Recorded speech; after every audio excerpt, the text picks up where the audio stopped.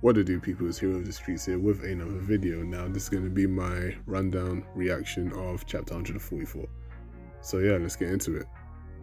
Now we start off with Megumi just explaining what's going on, the current status of things, and how Noritoshi Kamo has started his whole culling game, and how his sister is actually roped into it too, so he needs Itadori's help.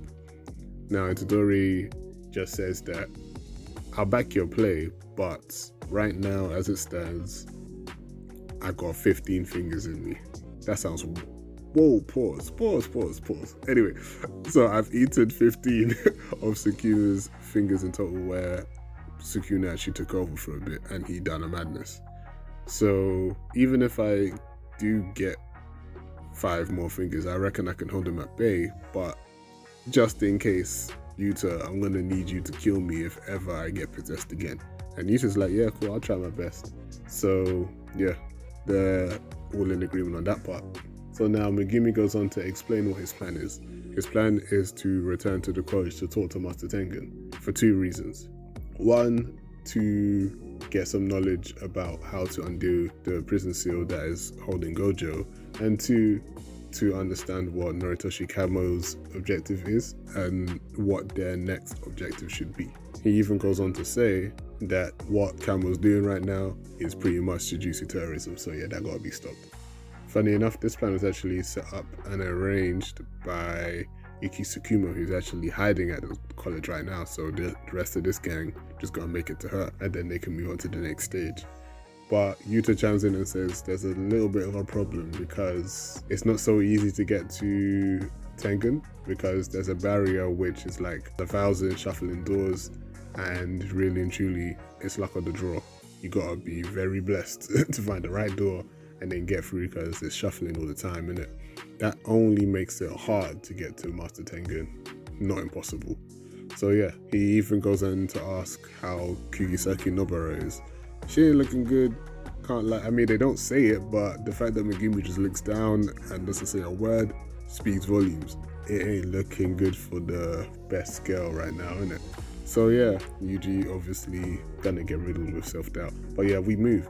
So now, out of nowhere, Choso arrives. And he's just like, yo, okay, when it comes to the barrier, to be honest with you, I'm part of this group now, and I got a way to get in. So we can do what I did with Mahito and Kamo at the time, where we just snuck in. So yeah, just follow me and we can make it happen. So now they arrive at the school and we see Maki and Yuki Tsukumo. Maki got a big scar on her face and she's wearing bandages, so she's not 100% there yet. And in terms of combat, I mean, one eye's covered right now, so it's gonna get techie. But anyway, turns out that even with reversed curse technique, the scars would have remained, and the only reason why Maki is even still alive is just because of the heavenly restriction on her body, giving her enhanced physical abilities, and that's why Naobito died. So now Maki goes to ask Megumi, like, while going for Tengen's barrier, and then Choso, in the funniest moment, is just like, hold on, let me talk in it. So he even puts his hand on Megumi's shoulder, like, yeah, nah, I got this. And so he explains that on the way to the Star Tomb, there is a storage safe where cursed tools and objects are stored. And that storage container actually contains the rest of his younger brothers. And that includes Noranso, Shuoso, Tanso, Sanso, Kotsuso, and Shoso's corpses. And with his secondary effect of his curse technique, he can sense where they are and guide them to a degree. But in the funniest moment, yeah, Maki's like, yeah, thank you for the information, I appreciate it. But big man, who are you? She's asking the room, like, whose mans is this? And it's funny because they got Yuji, Yuta, Megumi, just thinking, how do we answer this? And Yuji goes in and says, yo, you can think of him like my brother.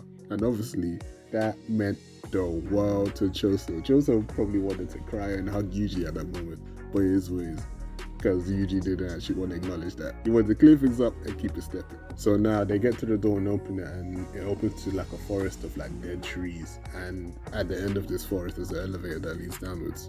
Choso falls behind. He sees the storage container, but he decides not to open it. He decides to come back for them later because his little bro Yuji is more important. Choso's becoming one of my favorites. But yeah, anyway, They take the elevator down and then they see a lot of blood. And that's actually because of the hidden inventory arc where we met the boss that's Toji's name and how he clapped Geto very quickly. Quick, fast, in a hurry. But yeah, anyway.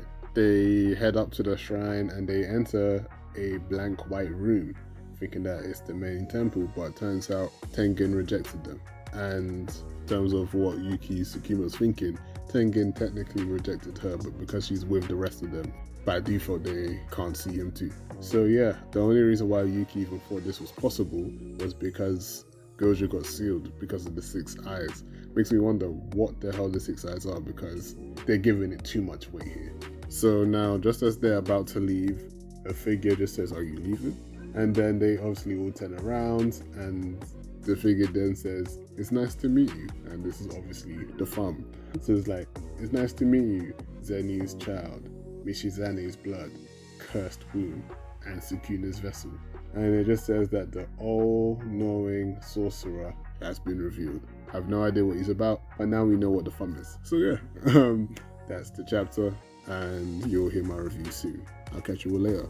As always, if you like what I do, like, comment, subscribe. Adios.